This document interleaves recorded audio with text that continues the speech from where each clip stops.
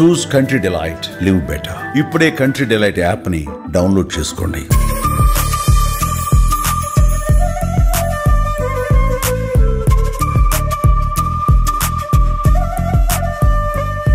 Hi, hello, welcome to Suman TV. నేను మీ Roshan. So చాలా మంది అడుగుతున్నారు అనమాట, ఈ మధ్య కొంచెం హోమ్ టూర్స్ తగ్గాయి అని చెప్పేసి. So home tours in the sense తెలిసినే కదా, వాళ్ళు సాధించిన అచీవ్మెంట్స్ ఒకసారి చూపించండి. డెఫినెట్ గా మేము కూడా చాలా ఇన్స్పైర్ అవుతామని చెప్పారు కాబట్టి, సో దానిలో భాగంగా మధ్యలో చాలా మంది రాజకీయ నాయకుల హోమ్ టూర్స్ కూడా మనం చేసాం. ఎస్, ఇప్పుడు నేను ఒక పొలిటీషియన్ ఇంటి దగ్గరికి వచ్చాను అనమాట.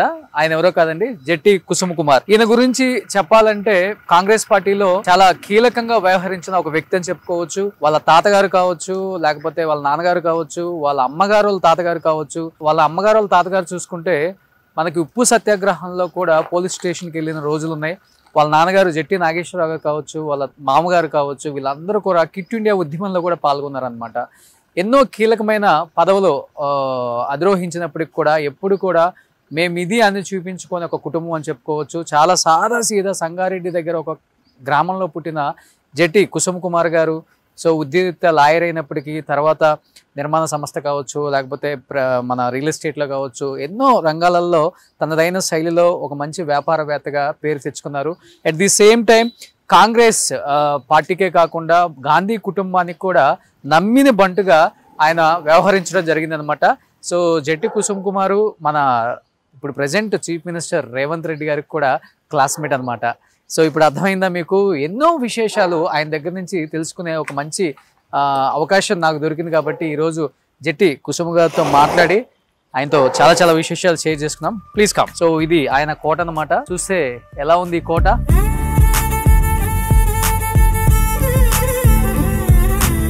ఫ్రెండ్స్ కదా, బ్యాక్ సైడ్ ఏమో రేవంత్ రెడ్డి గారి ఇల్లు, ఫ్రంట్ ఏమో కుసుమ్ గారి ఇల్లు అనమాట. సో ఇది కుసుమ్ గారి ఇల్లు కాబట్టి ఒకసారి జెట్టి కుసుమ్ కుమార్ గారి ఇంటి లోపలికి వెళ్దాం. చూసారు కదా ఎంత ప్లెజెంట్గా ఉంది బయట ఈ వాతావరణం కానీ.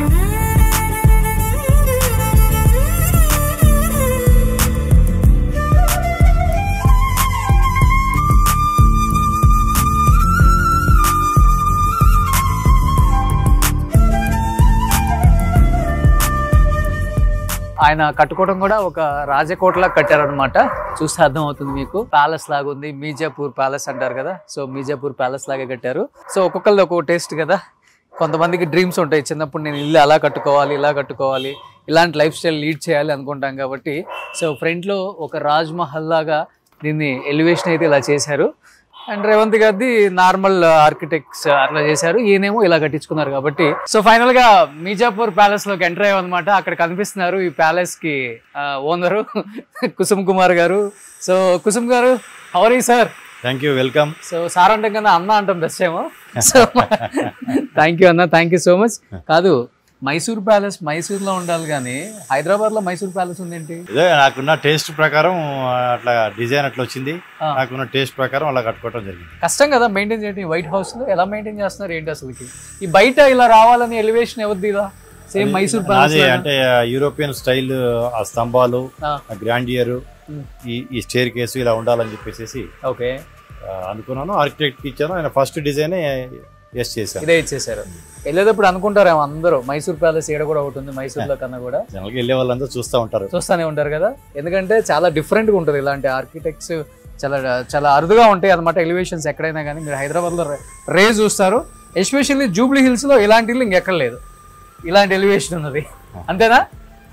ఇంకా చాలా మంది ఉంటాయి. అంటే నేను చెప్పేది ఇది, ఇల్లు ఇటువంటిది ఒకసారి చూడండి, పైన చూస్తే మీకు అర్థమవుతుంది. ఈ ఎలివేషన్ చాలా రేర్ అనమాట, చాలా రేర్గా ఇలా కట్టించుకుంటారు. ఒక్కొక్కళ్ళు ఒక్కో టేస్ట్ అనుకోండి, అది వేరే విషయం. సో వెనకనే మీ ఫ్రెండ్ కాకేస్తే పలికేంత దూరంలో ఉన్నారు కదా, ఇంటానికే. సో లోపలికి వెళ్దాం ఒకసారి.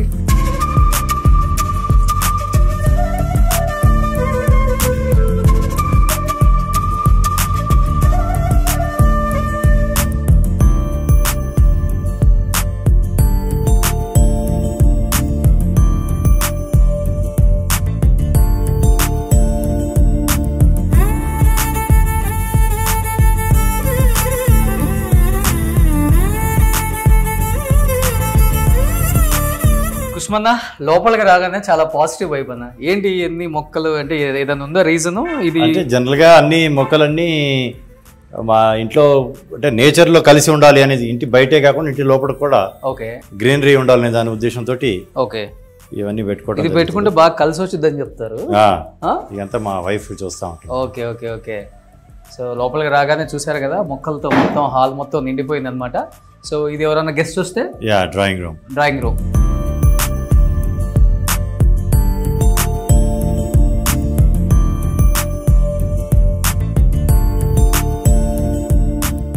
డ్రాప్ సైలెంట్ గా ఉందన్నమాట మొత్తం డ్రాయింగ్ రూమ్. చాలా ప్రశాంతంగా శబ్దాలు లేకుండా ఏదో పల్లెటూరులో ఉన్నట్టే ఉంటుంది. అవును, జూబ్లీహిల్స్ లో ఉన్నంత మాత్రాన రణగణ ధ్వనులు అవన్నీ ఏమి ఉండవు ఇక్కడ. Okay okay. సో ప్రశాంతంగా ఉంటుంది. సో ఇక్కడ కనిపిస్తుంది, ఇక్కడ చూడొచ్చు మీరు. బాగా 1994లోనే ఆయన జనరల్ సెక్రటరీగా చేశారనమాట కాంగ్రెస్కి. అండ్ సోనియా గాంధీ గారు అప్పుడు ఇంకా రాజకీయాల్లోకి రాలేదు, ఎవరికి రాజకీయ నాయకులకి అపాయింట్మెంట్ ఇచ్చేది కాదు. ఓకే. నేను రాజీవ్ గాంధీ ఫౌండేషన్లో కూడా కొంచెం కీలకంగా ఉండేవాడిని కాబట్టి రాజీవ్ గాంధీ గారి ఫ్రెండ్ ఆయన పిఎస్ జార్జి గారి ద్వారా ఆ టైంలో నాకు సోనియా గాంధీ గారు అడిగినట్టే అపాయింట్మెంట్ ఇచ్చేది. ఓకే. 94 31 years బ్యాక్ ఫోటో అది. రాజీవ్ గాంధీ గారు చనిపోయిన 3 yearsకి. ఓకే. సో చెప్పాలంటే మరి ముఖ్యమంత్రుల కన్నా మీరే ఎక్కువ పవర్ఫుల్ అనమాట ఆ కుటుంబానికి దగ్గరే. Okay okay. So single phone call ఎస్ ఎవరికైనా అంటే ఇక జార్జి గారికి చేసేవాడిని. Is the only point of contact మాకు. ఆయన అన్ని చూసేవారు. సో ఇప్పుడు రాహుల్ గారికైనా ప్రియాంక గారికైనా సోనియా గారికైనా అంటే యాక్సెస్ ఉంటుంది కదా మీకు? యాక్సెస్ ఉంది, same access is continuing. Great. ఎందుకంటే వాళ్ళ కుటుంబం అదేమో 2012లో రాహుల్ గాంధీ గారితో. ఓకే ఇది ఓకే. సో అప్పటికి ఈయన రాజకీయాల్లోకి యాక్టివ్గా రాలేదు ఆయన కూడా. ఆయన రెండోసారి ఎంపీ అప్పుడు ఆ ఫోటో తీసినప్పుడు. ఓకే. 2004లో ఫస్ట్ టైం ఎంపీ అయ్యారు, 2009లో సెకండ్ టైం ఎంపీ అయిన టైంలో నేను ఆయన్ని కలవడం జరిగింది. అంటే ఇప్పుడు 94లోకి అసలు ఆయన రాజకీయాల్లోకి రాలేదు. ఈమె కూడా రాలేదు. ఆయన అప్పుడు ఇంకా స్టూడెంట్గా ఉండుంటారు. 94 అంటే ఆయనకి ఎంత జస్ట్ 23-24 years ఆ టైంలో. Okay okay. సో చెప్పాలంటే వాళ్ళ కుటుంబం ఉప్పు సత్యాగ్రహంలో కావచ్చు, లేకపోతే క్విట్ ఇండియా ఉద్యమంలో కావచ్చు, వాళ్ళ నాన్నగారు, వాళ్ళ మామగారు, వాళ్ళ అమ్మగారి తాతగారు జైలుకి వెళ్ళిన రోజులు కూడా ఉన్నాయి. అంతా స్వాతంత్ర సమరయోధుల కుటుంబం. మా తాతగారు అంటే మాతామహుడు, మా తల్లిగారి యొక్క తండ్రి. ఆయన ఉప్పు సత్యాగ్రహం, సాల్ట్ సత్యాగ్రహం టైంలో జైలుకి వెళ్ళటం జరిగింది. మా నాన్నగారు, మా బాబాయ్ క్విట్ ఇండియా మూమెంట్లో జైలుకి వెళ్ళటం జరిగింది. నాగేశ్వరరావు గారు అంటే టోటల్ మా కుటుంబం అంతా స్వాతంత్ర సమరయోధుల కుటుంబం, గాంధీజాన్ని ఫాలో అయ్యే కుటుంబం. Okay okay. సో దాని తర్వాత మీరు కంటిన్యూ చేస్తున్నారనమాట. సో కాంగ్రెస్ పార్టీకి నమ్మిన బంటు కుసుమ్ కుమార్ గారు ఒక రకంగా చెప్పాలంటే. సో కాంగ్రెస్ పార్టీకే నమ్మిన బంటు అనమాట. అలా ఉన్నారు కాబట్టి ఈరోజు పదవులు వచ్చినా రాకపోయినా అదే పార్టీని నమ్ముకొని, సో తను నమ్ముకున్న సిద్ధాంతం ప్రకారం నడుచుకుంటూ వెళ్తున్న వ్యక్తులు చాలా అరుదుగా ఉంటారు. ఎందుకంటే ఫైనాన్షియల్గా కూడా చాలా స్ట్రాంగ్ ఆయన అయినప్పటికి కూడా ఇవన్నీ కాదు, నన్ను నమ్మిన పార్టీ, నేను నమ్మిన పార్టీ కోసం ఎంతవరకైనా నిలబడొచ్చు అని చెప్పేసి ఆయన ఉన్నారు కాబట్టి నిజంగా గ్రేట్ అన్న. అలా ఎవరు ఉండరు, లేకపోతే మీరున్న పొజిషన్కి ఒక ఎమ్మెల్యేనో మినిస్టర్ కూడా అవ్వచ్చు కూడా.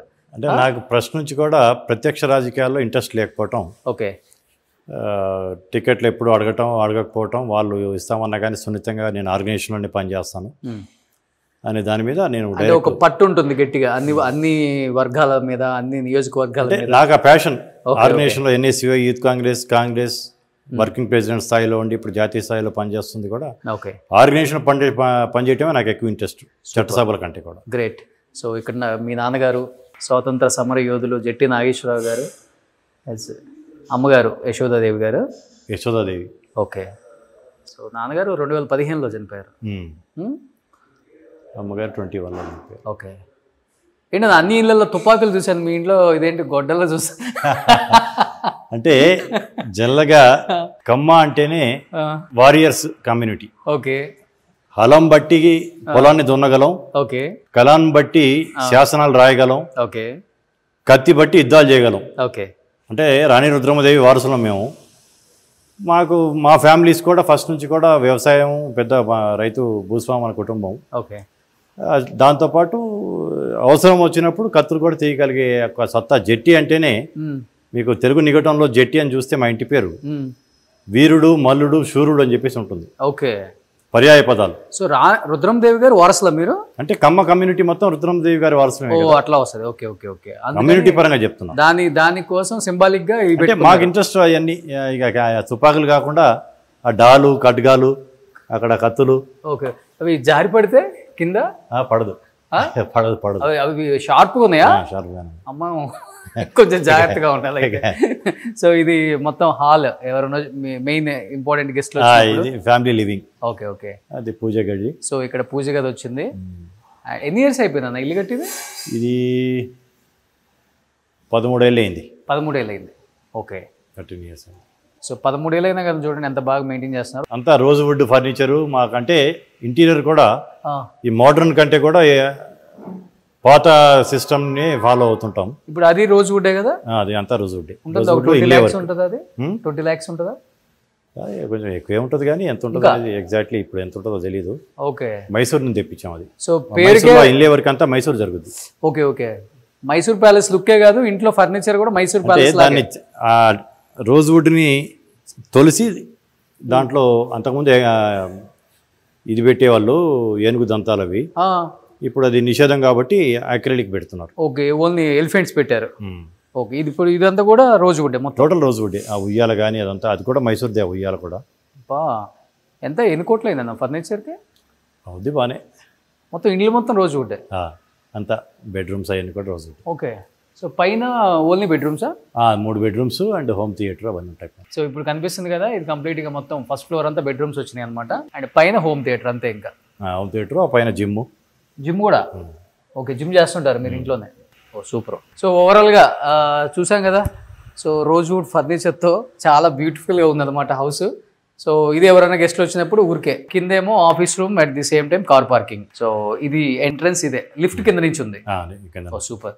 సో ఇది ఓవరాల్గా అన్న పర్సనల్ లైఫ్లో ఎలా ఉంటారని చాలామంది అడిగారు. ఎందుకంటే ముఖ్యంగా ఆయన ఆదరించే అభిమానులు చాలా చాలా ఎక్కువ మంది ఉన్నారు, ఆంధ్రప్రదేశ్లో కావచ్చు, తెలంగాణలో కావచ్చు. ఎందుకంటే ఆంధ్రప్రదేశ్ డివైడ్ అవ్వకముందు, సపరేట్ డివైడ్ అవ్వకముందు కూడా ఆయన చాలా కీలకమైన యూత్ ప్రెసిడెంట్గా చేశారు, జనరల్ సెక్రటరీగా చేశారు. 94 నుంచి చాలా యాక్టివ్గా ఉన్నారు కాంగ్రెస్లో. కాబట్టి ఇప్పుడున్న ఆంధ్రప్రదేశ్ కాంగ్రెస్ని ప్రేమించే నాయకులు అందరూ కూడా అడిగారు, కాంగ్రెస్ని ప్రేమించే కార్యకర్తలు అడిగారు, జట్టి కుసుమకుమార్ గారు అసలు పర్సనల్ లైఫ్ ఎలా ఉంటుందో కూడా ఎవరికి తెలియదు, అట్లీస్ట్ మీరు కొంచెం తెలియజేయండి అని అడిగారు. కాబట్టి ఒక చిన్న ప్రయత్నమే. సో సంగీత్ ఆలస్యంగా ఇంటర్వ్యూ స్టార్ట్ చేద్దామన్నా. So please. సుమన్ టీవీలో మీ పర్సనల్ అండ్ బిజినెస్ ప్రమోషన్స్ కోసం కింది నెంబర్కి కాంటాక్ట్ చేయండి.